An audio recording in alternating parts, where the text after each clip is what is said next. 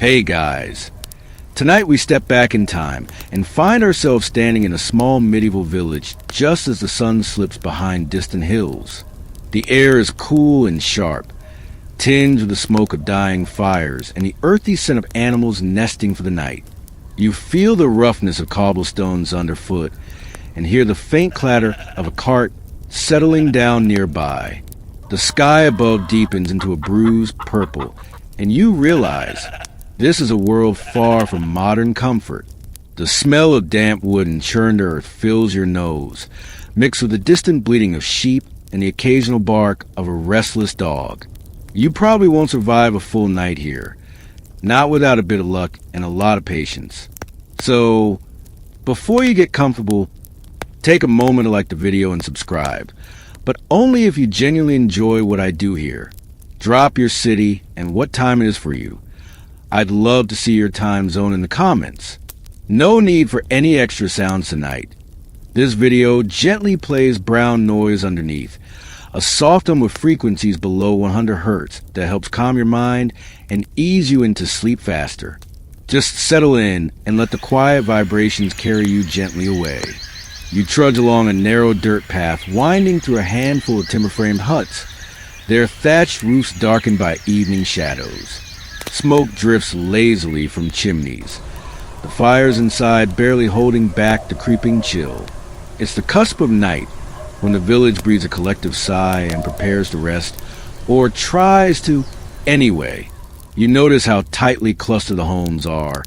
The people huddle close, as if proximity itself might stave off the creeping cold and loneliness. The flickering of distant tallow candlelight spills out of small windows, casting dancing shadows on muddy streets. Life here moves at a different rhythm, one dictated by the rising and setting sun, the tolling of church bells, and the constant hum of work and worry. There's no central heating, no mattress designed for comfort, and certainly no soft pillow to rest your head. Instead, you're surrounded by stone walls that hold the cold and a world where every breath you take is shared with the animals sleeping just a few feet away. Historians still argue whether medieval villages were as cramped and chaotic as many think, or if certain regions offered slightly better conditions hidden beneath the layers of time and myth. What is clear is that the night here is not the quiet, peaceful pause we imagine today. It's a survival challenge wrapped in shadow and sound. You feel the subtle shift in the air, the way the temperature drops, and the noises shift from day's hustle to nocturnal life. A rooster crows distantly, seemingly confused by the coming dark, while the faint hoot of an owl echoes through the trees. Somewhere nearby, a pig grunts, restless in its pen. You're enveloped by the smells and sounds of a world much less predictable than your own. As you take a deep breath, your senses sharpen. You realize that in this medieval village, nightfall brings with a collection of small fears and large uncertainties. Will the fire hold? Will the animals stay quiet? Will the cold invade your bones before sleep can find you? The village feels alive in a way that is both soothing and unsettling. Your mind drifts to the small comforts that people of this time might cling to, the warmth of shared blankets, the gentle murmur of a loved one's voice, the steady cadence of a nearby stream. These are the lifelines that pull you through the dark hours. You try to shake off the creeping unease, reminding yourself that this is just a story, a gentle walk through a time long past. But the hum of the night, the smells, the cold, they all whisper a quiet truth. You're far from home. And as you settle near a low stone wall, watching the stars begin to prick the sky, you can't help but wonder what the rest of this night will bring. You duck into a cottage no larger than a garden shed, and it hits you immediately. The smell. Not offensive. Not quite. Just thick. A stew of smoke, damp earth, old wool, and whatever passed for dinner. Your eyes sting a little as the fire in the hearth spits weakly, unable to drive the cold out of the stone walls. It's not roaring. It's sulking. You sit near the fire, which is more glow than flame, and your stomach growls on cue. Someone hears it, an old woman with a linen cap and arms like broomsticks. She ladles something into a wooden bowl, and hands it to you. You nod your thanks, but really, you're already bracing yourself. You take a bite. The stew is mostly hot water, with a few floating bits that may or may not be vegetables. Cabbage, maybe a shard of carrot. Something stringy that might be leek or might not. You chew slowly. The taste mostly salt and ash, the texture, well, let's call it liquid burlap. But in this world, it's fuel. Simple. Functional. You're not here for flavor. You're here to not die. The bread that comes with it is darker than you're used to, coarse and heavy. It doesn't slice so much as crumble. You dunk in the broth, and it sags like it's giving up. Still, it's warm, and that counts for something. Around you, the family eats quietly. A father, shoulders hunched from years of labor. A mother, eyes sunken but kind. 2 kids, skin ruddy and hair wild, scraping their bowls for every drop. They eat fast, not out of rudeness, but necessity. There's no second helping. You glance at the hearth. The firewood is damp and scarce. Fire in the Middle Ages wasn't just comfort. It was survival. And fuel? Fuel was a privilege. Most people gathered what they could from the forest floor. Cutting trees was illegal in many places, reserved for landowners and nobles. So if it's raining and the ground's bare, you go cold, or you burn dry dung. You try not to think about what's burning now. Historians still argue whether medieval peasants were perpetually malnourished or just extremely efficient at surviving on little. Evidence suggests their diets were high in fiber, heavy in grains, and wildly seasonal. In summer, maybe berries and fresh greens. In winter, roots, onions, and prayers. You learn quickly. Dinner isn't a moment. It's a brief window of calories and heat before the night tightens its grip. You finish the stew and nod to your hosts. They seem to appreciate the gesture. Hospitality isn't fancy here. It's shared scarcity. A child sneezes. The mother wipes his face with the hem of her apron. You realize how close everything is. No privacy, no rooms, no doors. Just layers of life stacked together. At the far end of the room, a chicken flutters in a wooden crate. It watches you like a roommate. One of the kids offers you a tiny cup, brown, uneven. Inside is ale, weak, flat, and safer than water. You drink it in one slow gulp. It tastes like warm metal and something faintly sweet, possibly apple, possibly mildew. You're told that even toddlers drink ale here. Not to get drunk, of course, but because clean water is more myth than resource. It's called small beer, brewed weak on purpose. Just enough to kill off bacteria and maybe, if you're lucky, the taste of dinner. You wipe your mouth with the back of your hand and realize it's the same hand you used to open the door, to lean on the pig pen, to adjust your cloak. Soap? Not likely. Hygiene is interpretive. Someone cracks a joke in a dialect you barely follow, and the room chuckles. You laugh too, not because you understood it, but because it's warmer to do so. Laughter is one of the few shared luxuries. Outside, the wind picks up. The shutters rattle like bones. The candlelight flickers, and someone mutters a quick prayer, not out loud, just under their breath. Superstition or habit. Hard to say, but as the stew settles in your stomach, you start to feel the gravity of this world pressing in. Everything here is harder, heavier, hungrier. You wrap your arms around yourself, grateful for the warmth while it lasts. Because it won't. The moment the distant church bell tolls, everything in the village shifts. It's not loud, just a dull, slow clang from a squat stone tower beyond the thatched rooftops. But here, it carries the weight of law and habit. People glance toward the sound instinctively, like birds of thunder. You do, too. It's called the curfew bell. And unlike modern curfews, this one doesn't care about teenagers or rowdy bars. It means something simpler. Put out your fire, close your shutters, stop moving. Because night is here and night is not your friend. You step back outside into the dusky village. The air is even colder now. The sky, a soft black brush with navy and ash, presses down on crooked chimneys and narrow lanes. You tug your cloak tighter. The smell of damp hay and wood smoke seems thicker, almost visible in the flickering light of one or two candles that still glow behind shuttered windows. And then silence. Not total, not eerie. Just stripped down. The kind of quiet that makes every sound more important. A horse snorts somewhere. A door groans closed. From far off, a dog lets out one lazy bark before falling quiet again. This place doesn't sleep. It hunkers down. You wander toward the edge of the village, where a tiny church crouches beside a cemetery of tilting stones. You weren't planning on going in, but the wooden door creaks open on its own, pushed by wind or intention.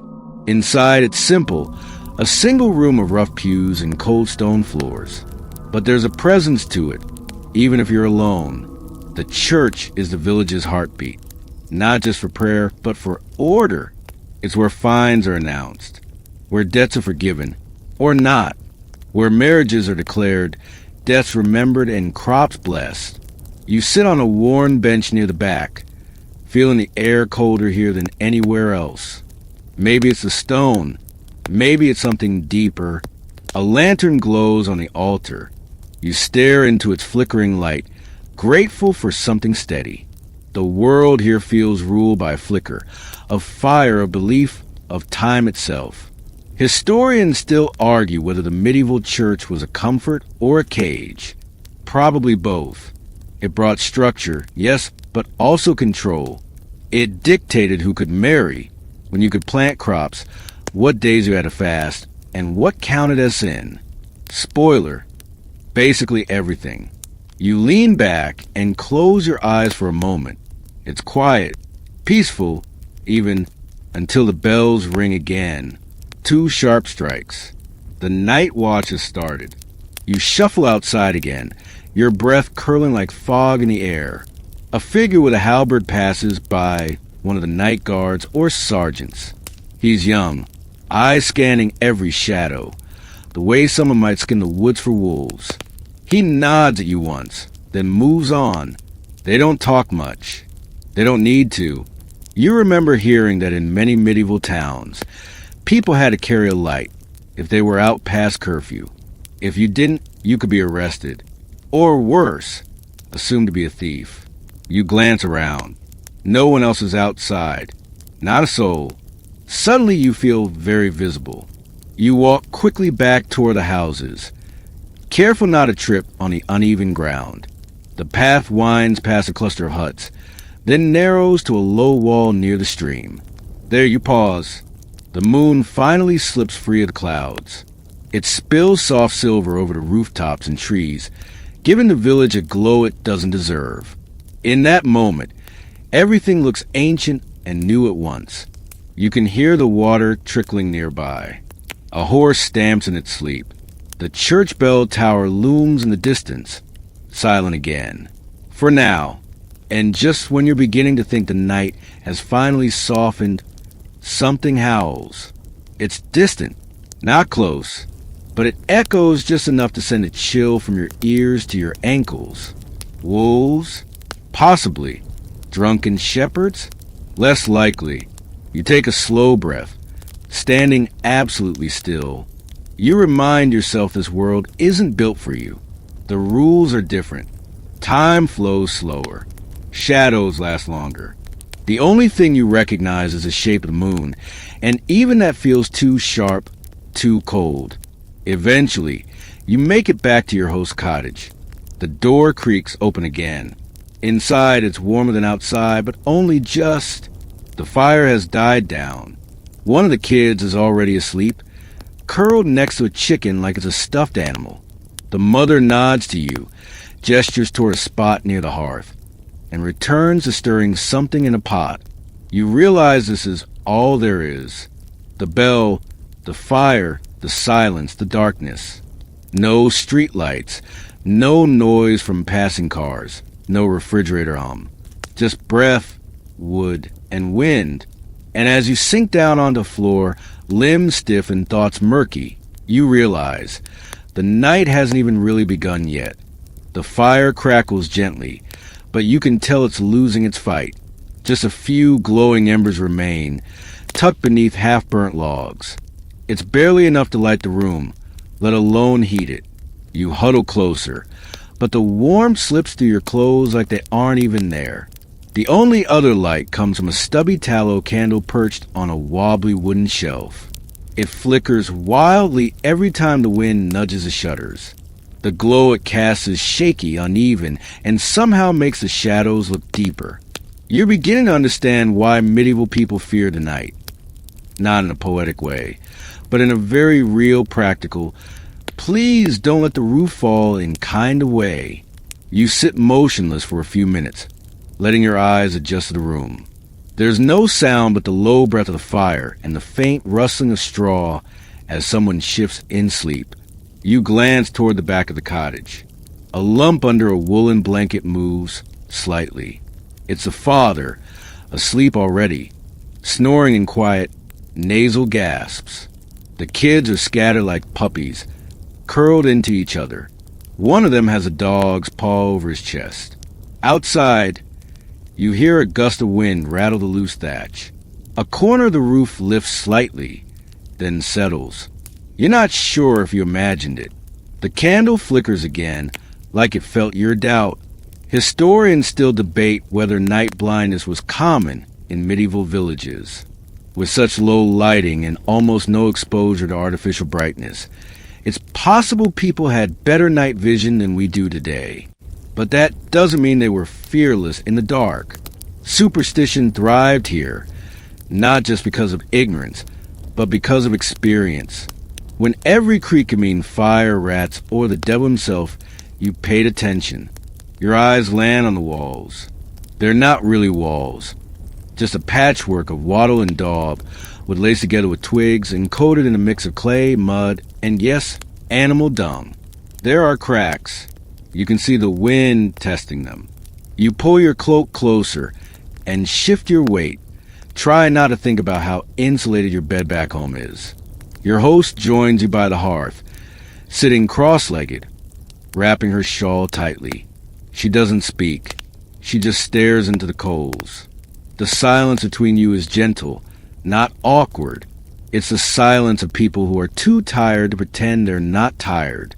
She adds a pinch of dried herbs to a pot near the embers, maybe mint or nettle, and pours a small stream of water over them. The smell that rises is earthy, sharp, calming. You nod slightly. She notices but doesn't smile. She just hands you a chipped mug and watches you sip. It's not tea, exactly, but it's hot and that's enough. A candle pops. You flinch. She doesn't. She's used to that little burst of fear every time wax cracks or a log shifts. You look at her face, lined, not with age exactly, but with work. You realize she's probably younger than she looks. Life does that here. There's an old superstition she mutters under her breath. Something about not blowing out a candle at night, because the smoke invites spirits in. Instead, she lets it burn itself out, flickering and dimming like a dying star. You remember reading somewhere that tallow candles, made from animal fat, were common in poor homes, while beeswax was for the wealthy. Tallow smells exactly like you think it does. Slightly meaty, slightly sour. It coats the air, settling into your clothes, your hair, your thoughts. You try to lie back on the straw mattress she's laid out for you.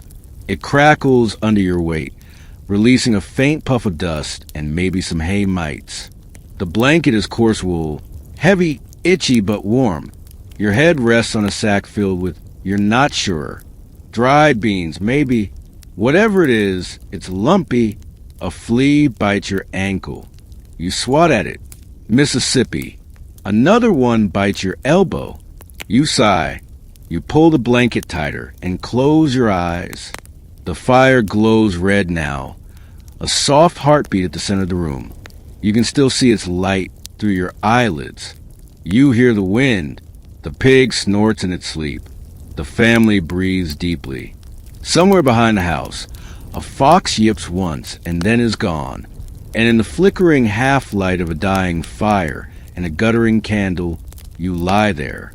A visitor in a time where the night is not your friend, but a test of nerves, of patience, of how many fleas you're willing to tolerate for the sake of historical curiosity.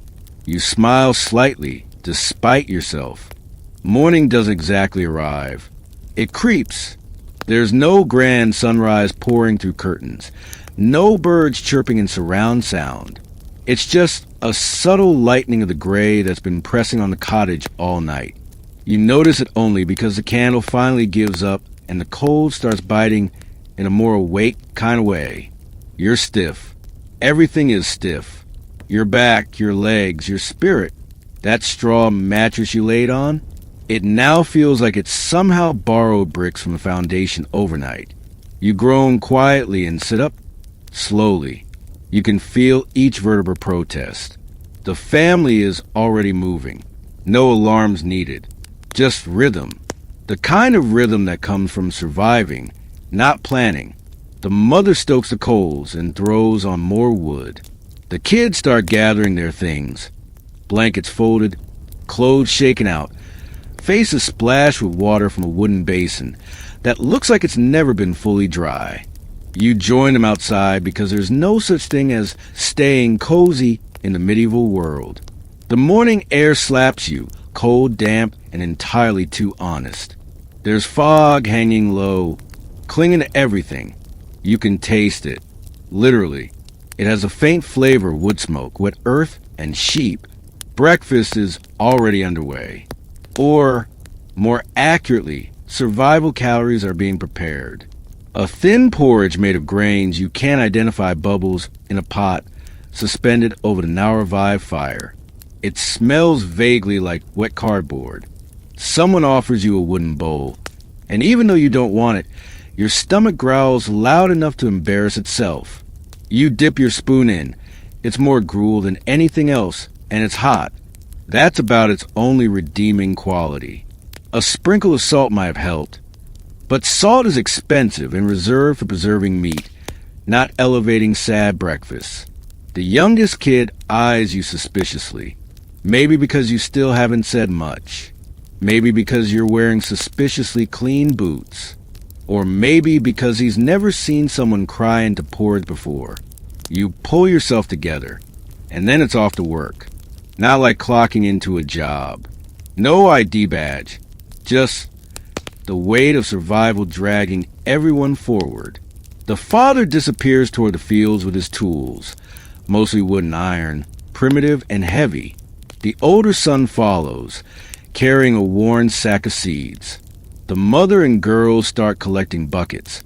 They're heading to the well, which is apparently about a 15-minute walk from the cottage. And you? You get handed a broom made of bundled twigs and told to sweep the cottage floor.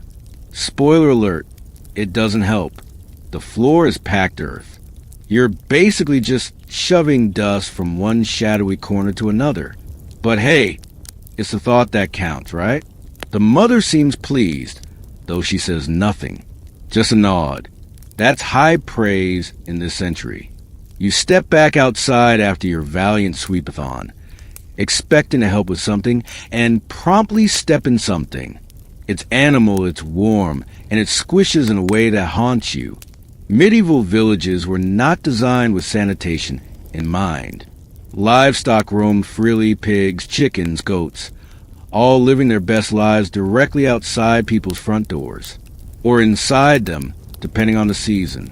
Historians still argue whether this intermingling was mostly due to lack of space or the belief that animal body heat helped warm the home. Either way, it means the town smells like a barn, and not a cute Instagram farm either. And then there's the noise.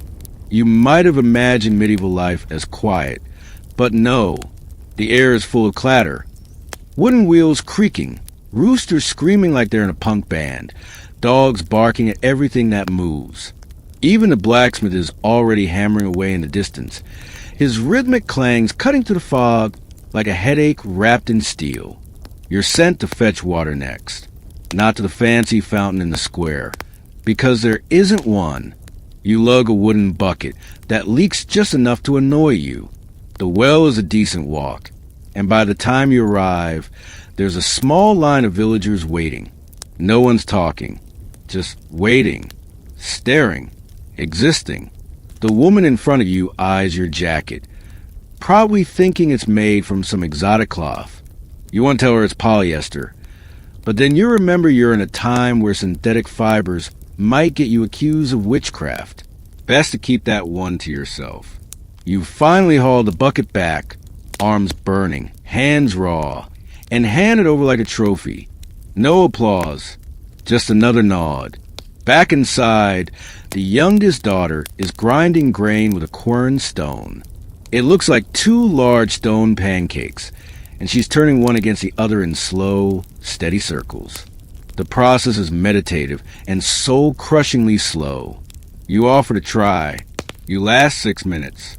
The stone is heavier than it looks. Your arms scream immediately. Flour dust clouds your nose. You sneeze. The mother hands you a rag. You're not sure if it's clean, but honestly, you stopped caring 20 minutes ago. Still sneezing, you glance around at this quiet, difficult life. There's no tick-tock, no coffee, no idle scrolling while waiting for something to load. Just task after task after task, most of them vital, most of them thankless. And that's the truth of it. Medieval life wasn't loud and bloody like in movies. It was quiet, slow, back-breaking, and relentless. You haven't even made it to lunch. You start to lose the concept of time. There are no clocks here, no screen to glance at, no hourly news, no phone battery ticking down. Just sun, shadow, and the relentless rhythm of necessity. You're beginning to understand that time in the Middle Ages is not managed. It is endured. Your stomach reminds you of itself again. It's been hours since that heroic bowl of paste. You're hoping for something better this time. Maybe bread? Maybe cheese? You've heard of medieval cheese. That could be nice, right? Wrong. Lunch is basically dinner, but earlier. A thicker version of morning gruel, with yesterday's boiled turnips thrown in. There's a small slab of coarse bread, heavy as a brick and darker than your thoughts. It's called trencher bread, and it's made from barley, rye, or whatever grain survived the last harvest. It's chewy, sour, and dotted with mystery bits. You don't ask. The smell is not exactly appetizing, but you're hungry enough to accept anything. Someone hands you a slice with a gesture that says, "It's this or starvation." You nod solemnly, as if accepting a quest. They do offer you ale, though, warm, flat, and slightly sour. But it's safer than the water, which could harbor all sorts of bacteria. Fun fact, most people drank small ale with meals, even children. It had just enough alcohol to kill off germs without getting anyone tipsy. You take a sip. It tastes like something that used to be bread and gave up. Still, as the liquid slides down your throat, you admit it's oddly comforting. Not tasty, just familiar, in a weird, ancient way. You find a shady spot near the garden fence to rest. Not that you've earned it exactly, but your body insists. You sit, you breathe, you listen. The village hums with quiet productivity. A woman sings softly while spinning wool. Chickens peck near her feet. An old man sharpens a scythe, the whetstone whispering against the blade. Children play with sticks, reenacting some tale of knights and dragons, but with more dirt and fewer dragons. And then there's the noise from across the field. You stand to look. There's a man tied to a wooden post, being loudly scolded by a robed figure. It's the local reeve, something like a tax collector, sheriff, and designated buzzkill all in one. The man tied up? Apparently, he stole a loaf of bread from a neighbor, or maybe he just didn't tie it enough to the local church. The reasons aren't exactly clear, Justice here is less about law and more about mood. Historians still argue whether medieval punishments were genuinely effective or simply designed for public humiliation. Either way, you're now witnessing it firsthand. The reeve raises a stick and whacks the man across the back. The crowd doesn't flinch. This is normal, expected. Some children even giggle. You feel your stomach twist, not just from the bread, but from the realization that this could easily be you. One wrong move, one misunderstood look, one slip of the tongue, and suddenly you're on the receiving end of a lesson in obedience. You quietly step back and return to your spot by the fence. A little girl approaches you, holding something in her hand. It's a small doll made of twine and dried corn husks. She places it beside you, smiles, and skips away. You're not sure if it's a gift, a joke, or a warning, but it's the nicest thing anyone's done for you all day. The sun climbs higher, but there's no real relief.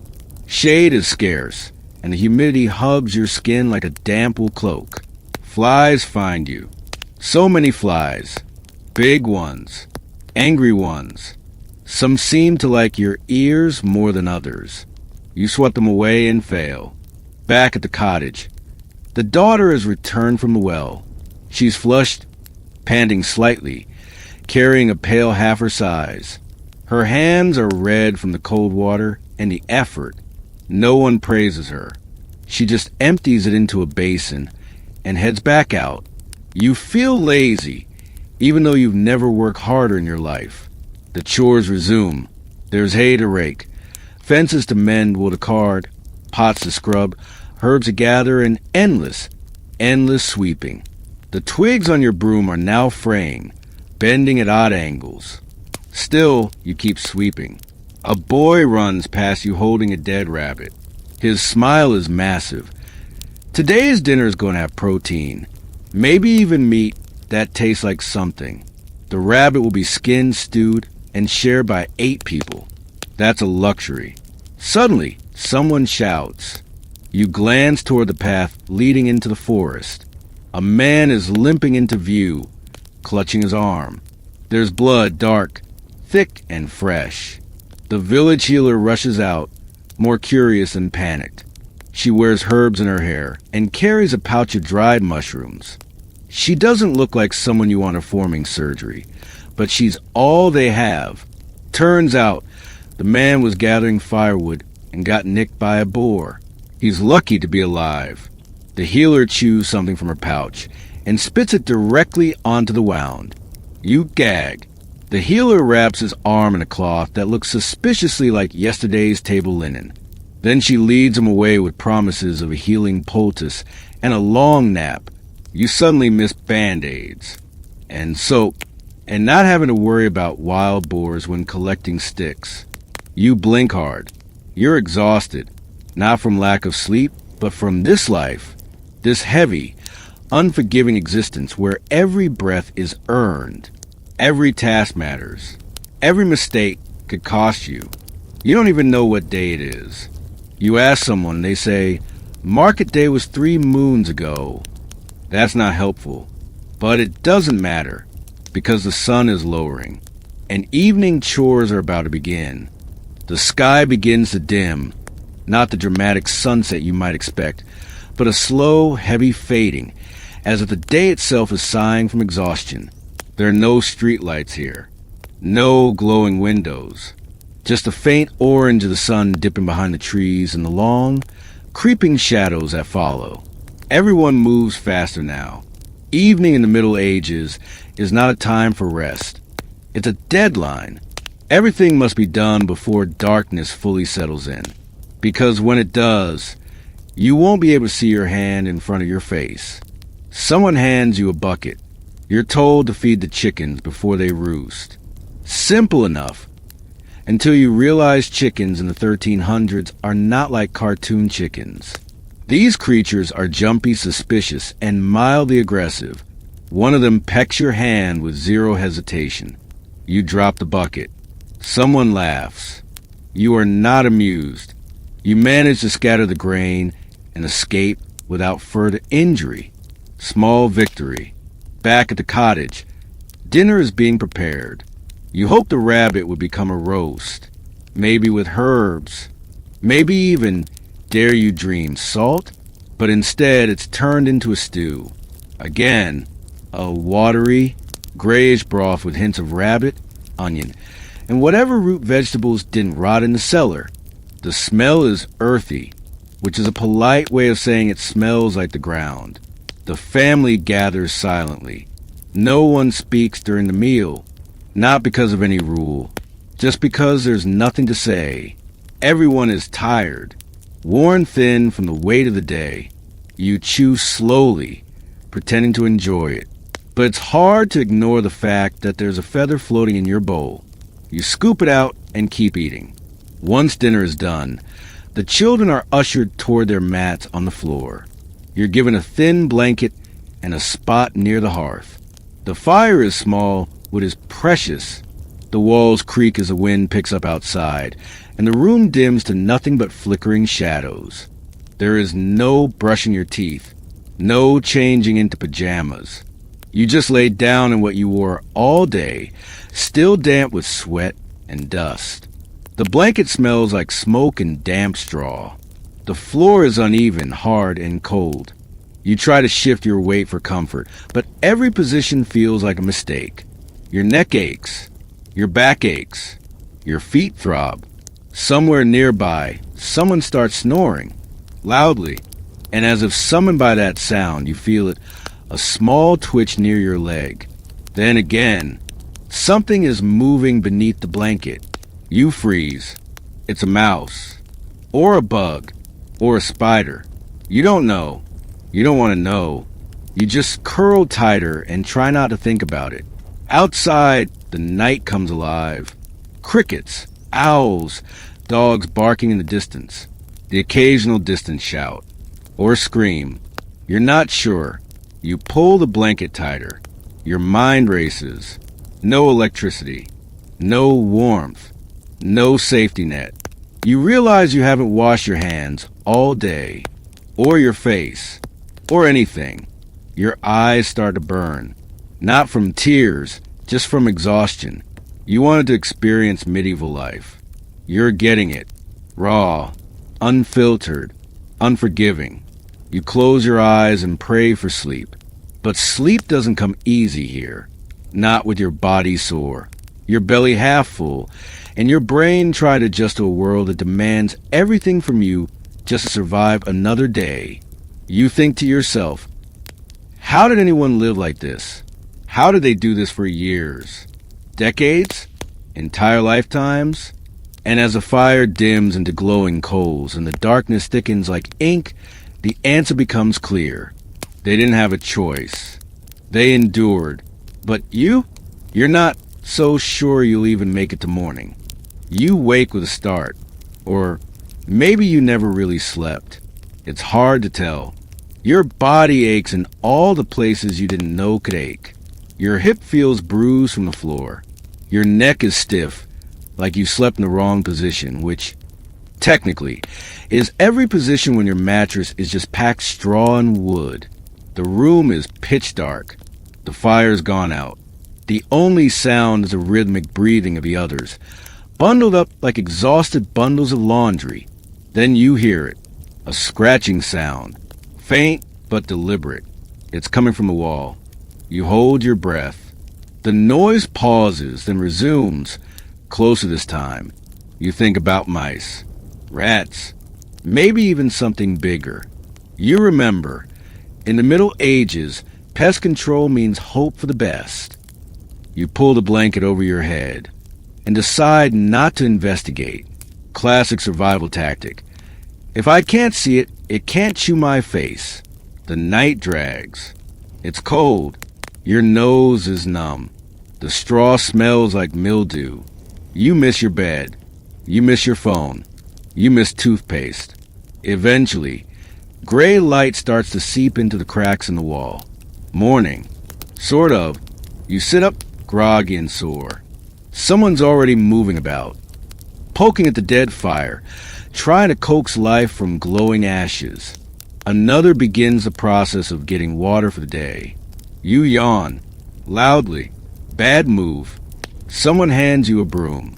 You are now on barn cleaning duty. You shuffle out into the early morning air. It's chilly and damp. The sky is pale and heavy with clouds. A rooster crows, annoyingly loud, annoyingly proud. You walk to the barn. The smell hits first. It's a smell you describe politely as earthy and realistically as barnyard horror. You've smelled farm animals before, maybe at a petting zoo, but this is different. This is immersive. You're inside the stink now. You begin sweeping. The floor is packed dirt, so it's more like pushing filth around and pretending it's clean. You dodge something questionable. It moves. You pretend it didn't. A cow stares at you. You stare back. It looks like it knows something you don't. Probably because it does. A farmhand joins you. He's younger than you, barefoot, missing one front tooth. His name is something like Edric or Wolf. He doesn't say much, just nods and gets to work. You try to copy his motions. You fail. He watches you, puzzled. You are, very obviously, not from around here. You ask him something simple, like what time it is. He squints at the sky and says something vague like, "For the sun breaks proper." Translation, I have no idea.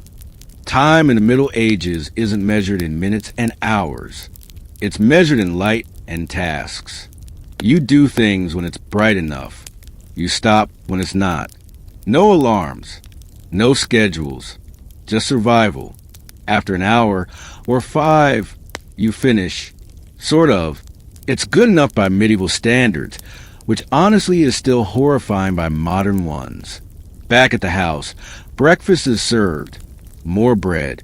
A chunk of cheese. Maybe an apple if you're lucky. You bite into the bread. It's hard enough to be classified as a weapon. The cheese smells like something between feet and despair. You eat anyway. You don't even pretend to enjoy it this time. Outside, the village begins to stir. Merchants set up stalls. A few chickens roam freely. Someone argues loudly in a dialect you barely recognize. A woman dumps a bucket of who knows what into the street. You sidestep it, barely. Then, just when you think things are calming down, you hear shouting. A bell clangs. People start running toward the center of the village. You follow, because of course you do. And there in the square, something is happening. A man stands in stocks, his arms and head locked in place. Children throw clumps of mud at him. Someone spits. You ask what he did. The answer is whispered. Stole bread. Twice. You stand still, heart sinking. This is justice here. Swift. Harsh. Public.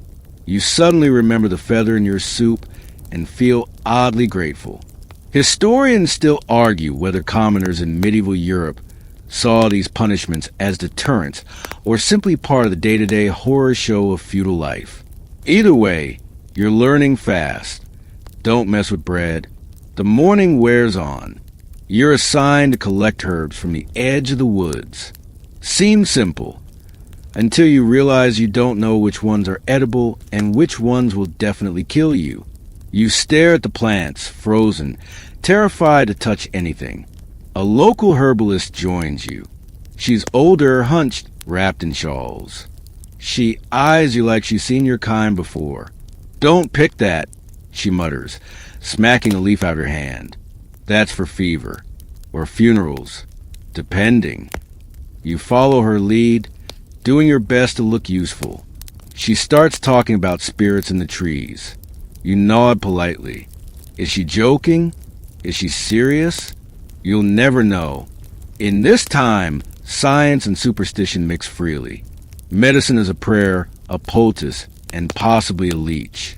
And just like that, your stomach growls again. But lunch is far off, and your energy already fading. You're not even 24 hours in, and you're not sure how much more you can take. You drag yourself back toward the village with your bundle of definitely not poisonous herbs, arms scratched, feet muddy, stomach growling like an angry wolf. The clouds above hang low, threatening rain, and for a second you hope it does, just so you can lie in it, maybe dissolve into the soil, and escape this century entirely. Someone calls out to you, an older man with half a beard and twice the attitude. He's waving a crude wooden bucket. "Water," he grunts, "from the stream, and mind the current." You take the bucket like a good little medieval intern and trudge off in the direction he pointed. The stream isn't far, but the journey isn't easy. No sidewalks, no boots. You stumble over roots and rocks, wishing for your sneakers with every uneven step. When you reach the water, you realize you got to fill the bucket by hand. And the stream isn't calm, more like a stubborn toddler refusing to sit still. Your fingers go numb instantly. You try to steady the bucket, dipping it without tipping in. No luck. Water sloshes everywhere. By the third try, you're soaked to the elbows and somehow still holding a half-empty bucket. A toad watches you fail and blinks slowly, like it's judging your entire bloodline. Once full-ish, you carry the bucket back. It's heavier than you expected, sloshing, pulling you off balance. You slip once, catch yourself, and feel your heart pound like a warning bell. If you break it or spill it, you're starting over. Back at the house, the old man nods at your return, but offers no thanks. This is just expected. You're here. You work.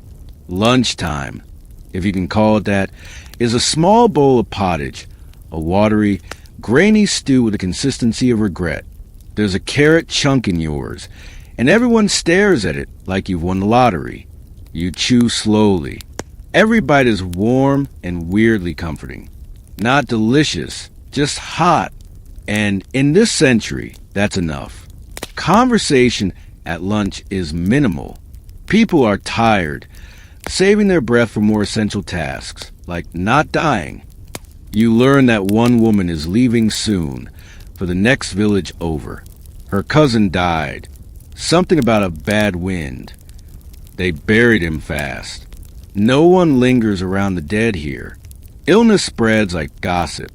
Historians still argue whether the people of the Middle Ages truly understood the concept of contagion, or they blame it entirely on sin demons or foul-smelling air. Either way, they knew to keep their distance. You now do, too. After lunch, you're sent to help prepare the fencing around the small animal pen. You pretend to know what you're doing. You do not. The fence is made of logs tied together with rope. Some are cracked. Others are missing entirely. You watch another villager hammer a stake into ground using a rock, then motion for you to try. Your first swing misses. Your second rebounds into your shin. You bite your tongue and smile. He doesn't. You keep working. Eventually, you hammer something sort of straight. Maybe.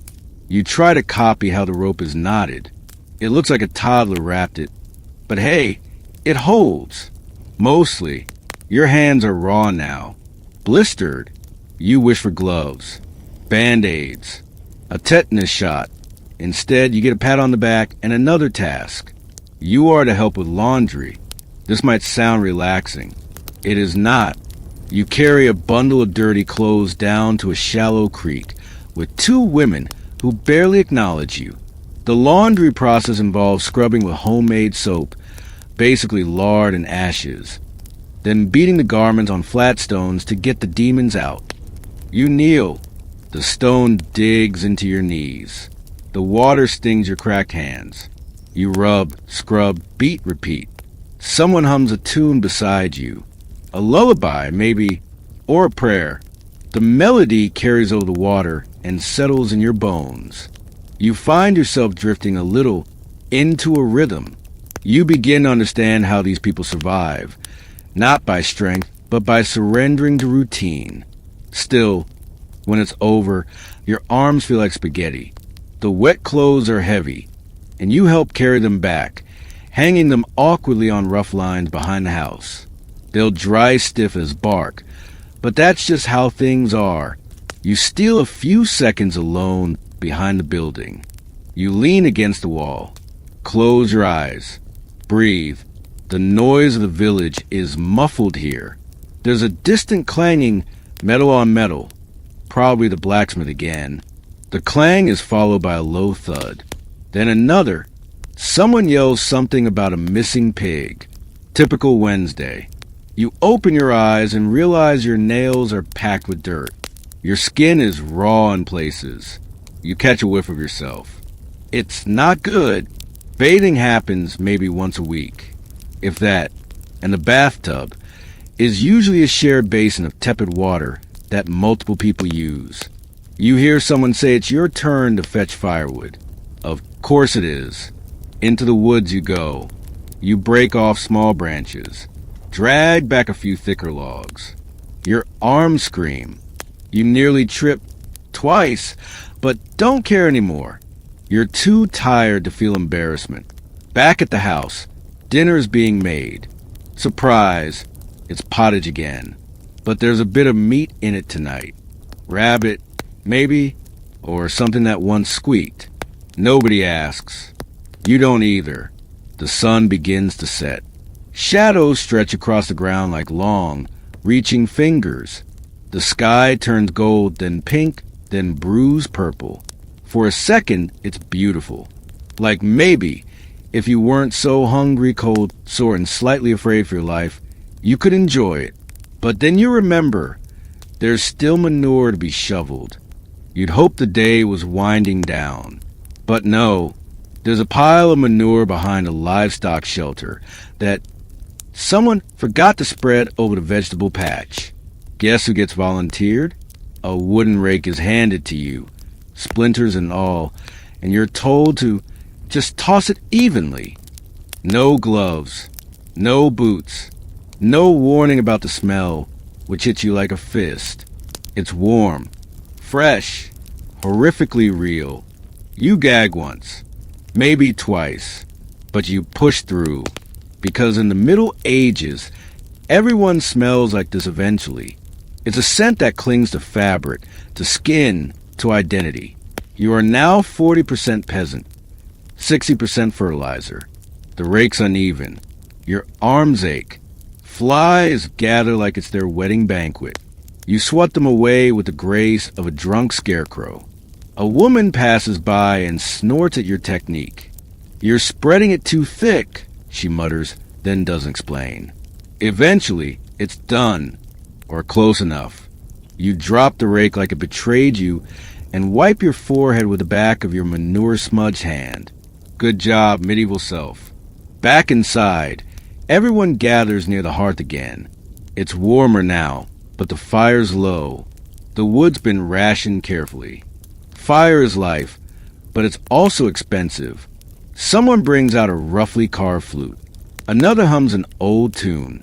The atmosphere shifts, just slightly, from exhaustion to something resembling community. Children curl near their parents. A dog curls near the fire. You sit on a lopsided stool, stare into the embers, and try not to fall asleep on the spot. A man starts telling a story. It's long, winding, possibly about a knight or a ghost, or both. You can't really follow it. Your brain is too fogged with fatigue. You feel the weight of the day behind your eyes, in your spine, in every blister on your hands. Someone hands you a chunk of bread. You eat it without chewing much, just warm enough to not feel like a rock. Then, finally, it's time to sleep. But here's the thing. There's no bedroom waiting for you. Just a pile of straw in the corner. No mattress. No sheets. Maybe a scratchy wool blanket, if you're lucky. You lie down. It smells faintly of mildew and damp feet. Every shift sends dust and straw bits up your nose. You sneeze once, twice, then give up. Your muscles twitch from overuse. Your skin itches. And somewhere in the darkness, something squeaks. Rat? Mouse? Doesn't matter. It's their bed, too. The brown noise under this video softens the creaks of imaginary floorboards. But in this moment, in this night, you're beginning to realize something. You're not cut out for this. The romance of the past, the castles, the swords, the myths, it all fades in the smell of manure and blistered palms. You wanted history. You got it. And now, exhausted, itchy, and very, very smelly, you sleep, but not for long, because in just a few hours, the rooster will crow, and it all begins again. You don't wake up. You snap awake. The rooster screams as if it's been lit on fire, somewhere between a trumpet and a murder. You jolt upright, straw clinging to your cheek. Your back, destroyed. Your shoulders, betrayed you in the night. It's still dark, just the first faint threads of pre-dawn blue leaking through the wooden slats in the wall. Around you, other bodies stir in the gloom. One kid is already rubbing his eyes. An older woman tosses off a heavy blanket and starts stoking the embers in the hearth. You don't speak. You grunt. Language is too complicated at this hour. Your feet slide into roughly stitched leather shoes. They're still damp from yesterday. Perfect. Outside, the world is coated in dew. Grass sparkles. Your breath puffs visibly. It would be beautiful if your entire body didn't ache like it lost a wrestling match with time itself. Breakfast? Gruel. Again. Same gray bowl. Same stick-to-your-teeth texture. No sugar, no fruit. You eat it because your body demands fuel, not because your taste buds feel inspired. You're still chewing when someone shouts, "Time to thatch." You blink. Thatch? As in, climb on the roof and repair it? Apparently, yes. You're handed a bundle of dry reeds and a small wooden mallet. Then you're shown a rickety ladder that looks like it's lost several previous climbers to gravity. It leans at an angle that defies engineering confidence. You ascend, one hand on the ladder, the other gripping reeds. Below, a child holds the base of the ladder. He can't be older than 9. You say a quiet prayer to modern OSHA regulations and climb anyway. Once on the roof, you sit astride the wooden beams like a weird medieval cowboy and start weaving the reeds into the old thatch. The process is simple but weirdly calming until your left knee cramps and you nearly tumble off. Someone down below shouts, "You all right?" You give a thumbs up that says, "No, but thanks for asking." Here's a fun historical fact.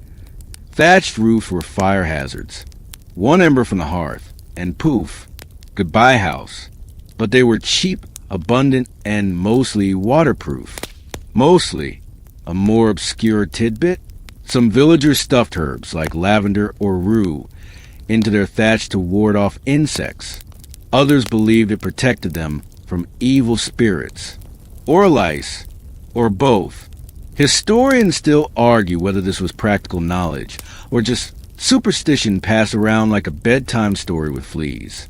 Back on the roof, your thighs have gone numb. Your hands are raw. But the roof is, miraculously, looking less leaky. You climb down, triumphant, and immediately get asked to help haul water from the stream. You laugh softly, because what is this, your day off? You and another villager each grab a wooden yoke with buckets dangling from either side. You balance it across your shoulders. It digs into your collarbones, and your arms feel like spaghetti. The stream is a good 400 meters away. The walk there is quiet, misty, almost pretty. The water is clear. Cold. You fill the buckets. They slosh dangerously as you walk back, soaking your legs. Once home, you set the buckets down and nearly collapse beside them. Your reward? A turn at the wash basin. You dunk your face, arms, and hands. The water is icy, but it wakes you up. You scrub under your nails with a wooden brush. It doesn't help much. There's no toothpaste. Just a twig with a frayed end, and maybe some ash or salt if you're lucky. You chew it half-heartedly. Your breath still smells like disappointment and peasant gruel. And now it's back to work. No pause. No you time. Just chores layered on more chores until your mind starts to fray. But strangely, in that moment, covered in sweat, dirt, and historic inconvenience, you begin to settle into the rhythm. The rooster, the gruel, the roof, the bucket. Repeat. Is it comfortable? No. Is it survivable? Barely. But there's something about it, some ancient rhythm that pulses through every calloused hand and cracked lip in the village. Maybe survival isn't about comfort. Maybe it's about momentum. And somehow you're still here. Just don't ask your lower back how it feels. You've barely wiped the grime off your face when someone yells for you again. This time, it's the Lord Steward, essentially a middle manager in itchy wool. He squints at you like he's wondering whether you're actually alive or just another half-functioning peasant husk. Field duty, he says flatly. And just like that, you're marched off to a patch of overworked land on the edge of the village. The sun has finally cleared the hills. It's not gentle about it either. Medieval sunshine is less Instagram golden hour and more surprise oven. You squint up at it and wonder how people didn't just spontaneously combust back then. Spoiler, sometimes they kinda did. Heat stroke was real and lethal. You reach the field. It's brown. It's angry. The soil looks like it's held a grudge since the last ice age. They hand you a tool that could best be described as a wooden stick with a metal temper, a sort of spade, or maybe a hoe. It's hard to say because it's bent, cracked, and probably 50 years old. You're told to turn the soil. No gloves, no knee pads, just you, some splinters, and the sound of 100 other peasants sighing in synchronization. You dig. The earth resists. It always does. Your arms ache in ways gym memberships never prepared you for. Your shoulders scream.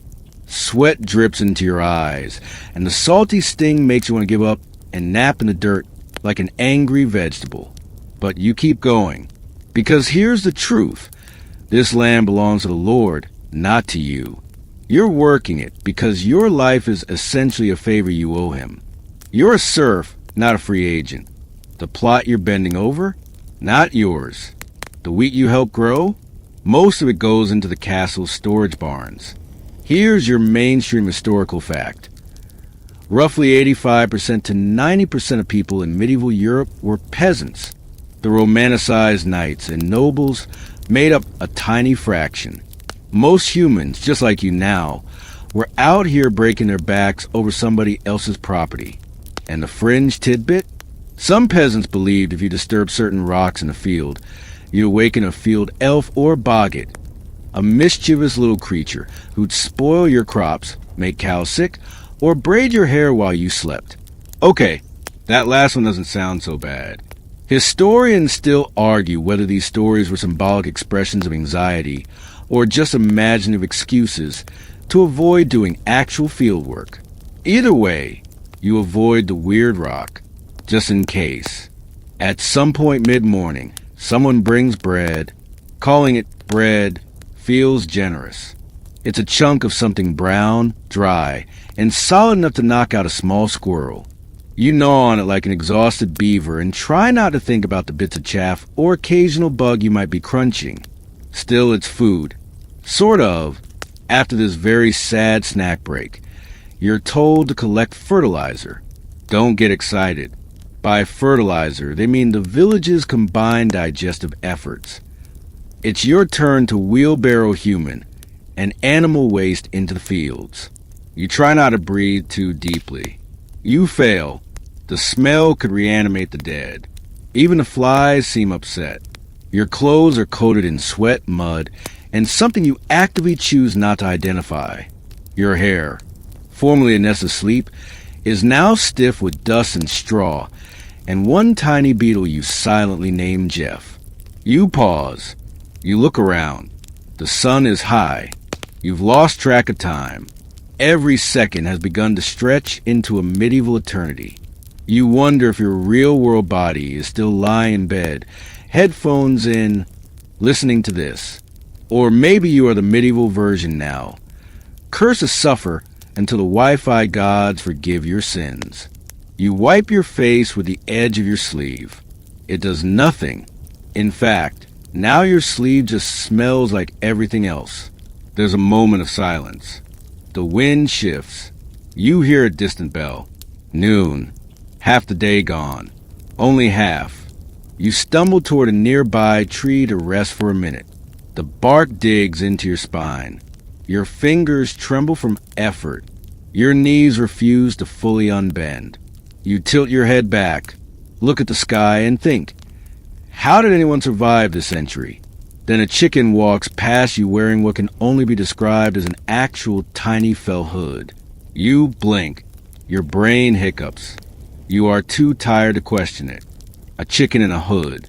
You blink again. Yep, still there. It struts past you like it owns the field, which, honestly, wouldn't be surprising at this point. You're starting to suspect chickens might have had more rights than peasants. Turns out, yes, some medieval folk did outfit prize animals with tiny garments. Wealthier peasants or villagers sometimes dressed up animals during fairs or church feasts, especially if they were prized for laying eggs or breeding. It's cute, until you remember that animal parades were sometimes followed by stew night. Your short-lived break under the tree ends with a sharp whistle. You're not even sure who blew it, just that your spine reacts with instant dread. Another round of tasks is barked at you. This time, it's water hauling duty. There's a well on the far side of the village. Far, you drag a wooden yoke over your shoulders, an awkward, creaky device meant to balance buckets on either side of you. They're empty now. In 30 minutes, they won't be. You make the trek. The village paths are uneven and rock-littered. Your feet, wrapped in scratchy cloth and tied with cord, feel every inch of it. Each step jostles the yoke, which knocks against your collarbone in rhythm with your rising frustration. At the well, 2 other peasants are already hauling water and gossiping in hushed voices about someone who talks to rats. You don't know if that's metaphorical or literal. Honestly, neither would surprise you anymore. You take your turn, letting the wooden bucket sink into the deep, dark well. A creak, a splash, a wait. You crank the rope up slowly. The bucket's heavy. Too heavy. You spill a quarter of it as it lurches upward. Eventually, you manage to fill your own containers and rebalance the yoke. Your arms tremble already, but you start the long walk back. Each step threatens to spill precious water. Each sway of the buckets forces you to compensate. Your spine compresses. Your thighs protest. You whisper a tiny prayer, equal parts sacred and sarcastic, that you don't fall over. You make it halfway before someone bumps you. A child barefoot and chasing a stick. You nearly lose a whole bucket. You hiss through your teeth and say nothing, because scolding children in public isn't a great look, even in 1256. Back at the village, you drop off the water at the communal cooking hut. A smoky cloud escapes as someone lifts a heavy wooden pot lid. Inside, a stew of maybe lentils, definitely onions, possibly a small amount of sadness. The cook gives you a look. Not quite gratitude, not quite apathy, more like, you exist. Noted. Mainstream historical fact time. Most peasants shared cooking spaces and often lived communally.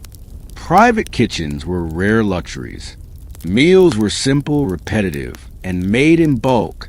Think boiled grains, legumes, root vegetables, and, when lucky, a scrap of meat.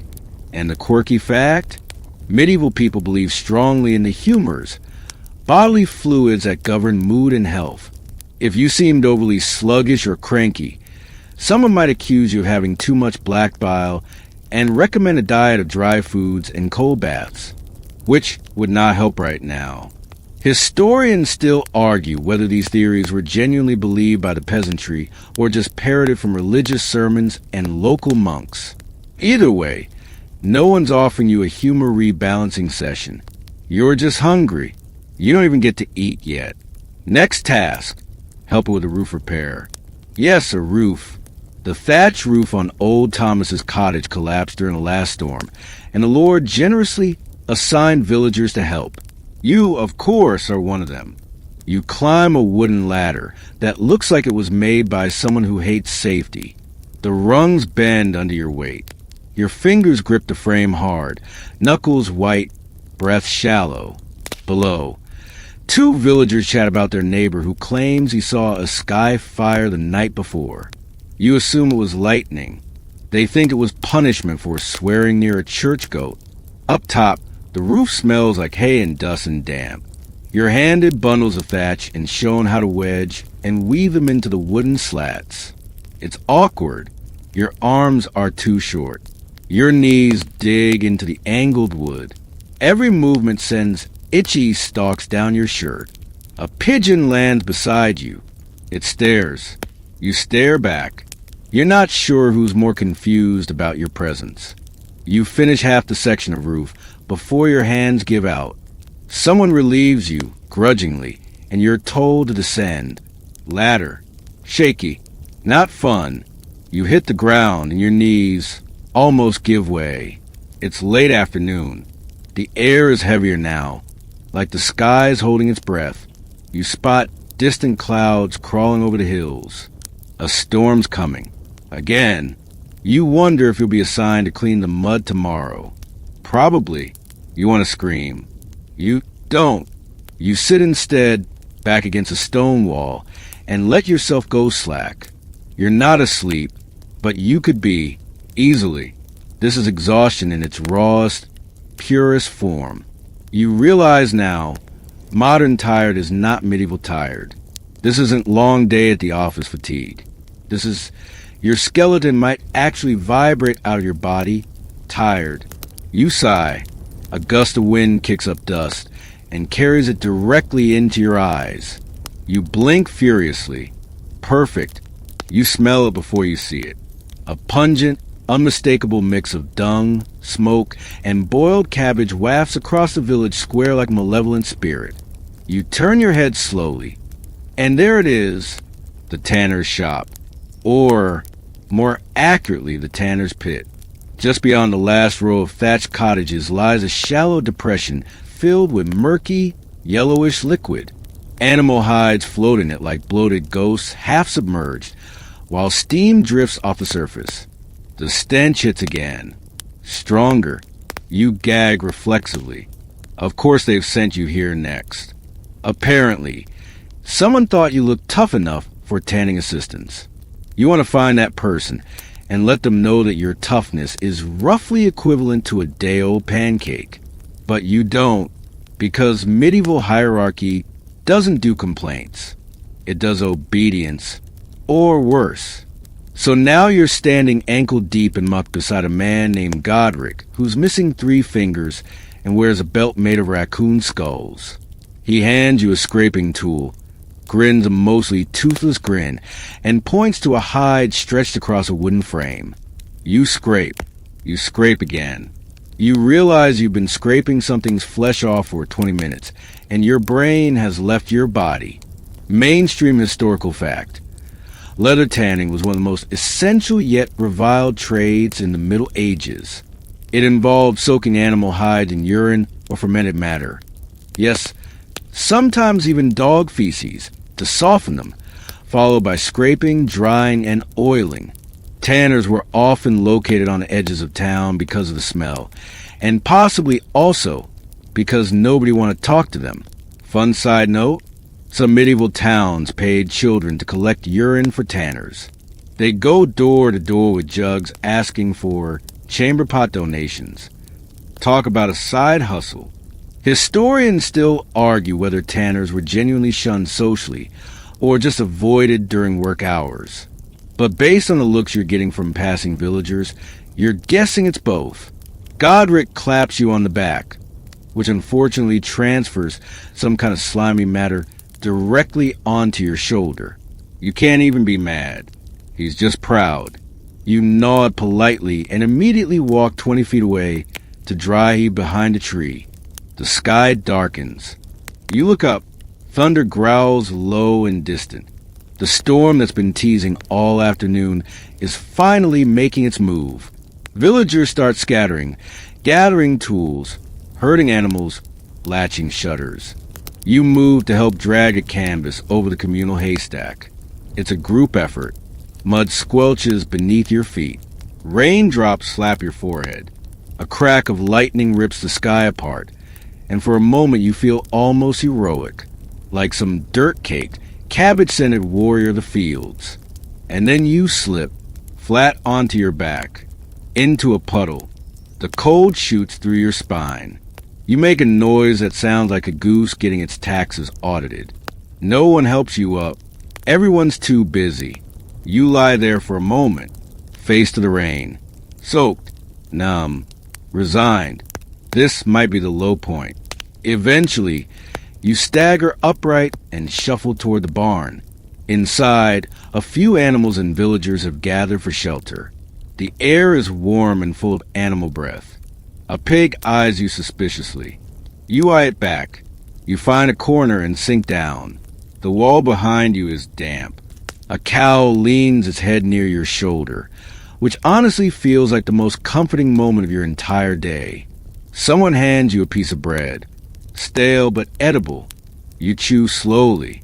You think about dinner in your own world, maybe pizza, maybe takeout, and try not to cry. A soft voice murmurs a prayer nearby. You don't know the words, but the cadence is gentle, calming. You let it wash over you.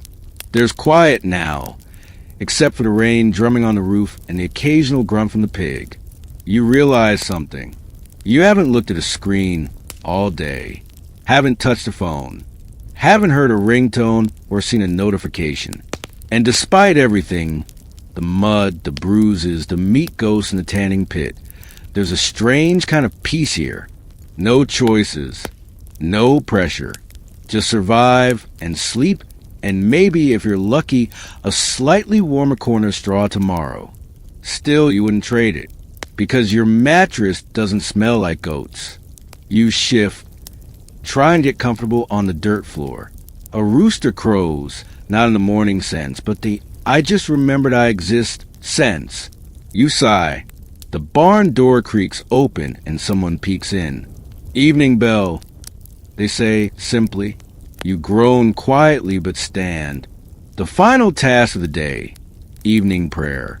Even if you're not religious, you're expected to show up. It's part of village order. You file into the tiny chapel at the edge of town. Bare stone walls, wooden benches, candlelight flickering like fireflies.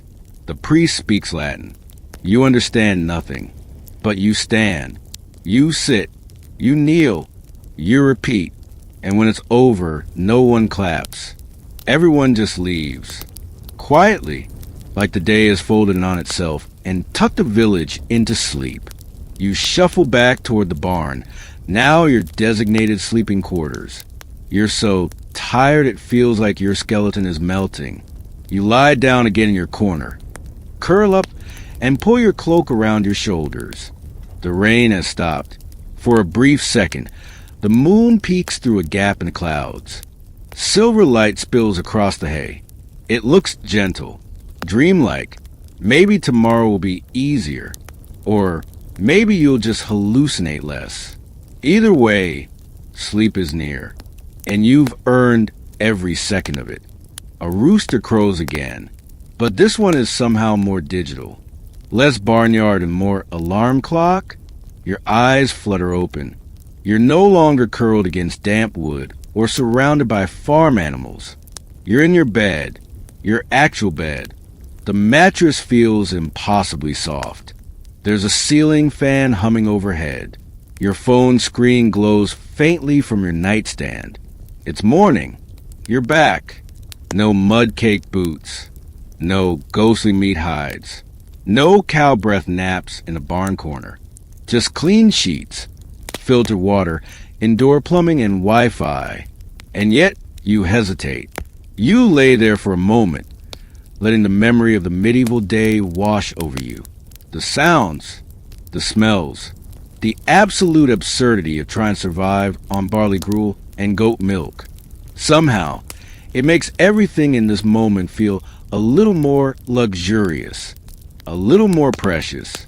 Even your scratchy bath towel suddenly feels like royal velvet. Maybe today you'll complain a little less.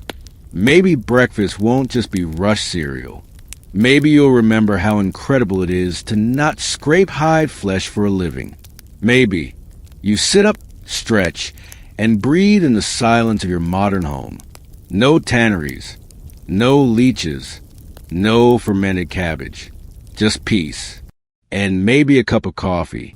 Thanks for taking this strange, muddy, time-traveling journey with me. Sleep well next time.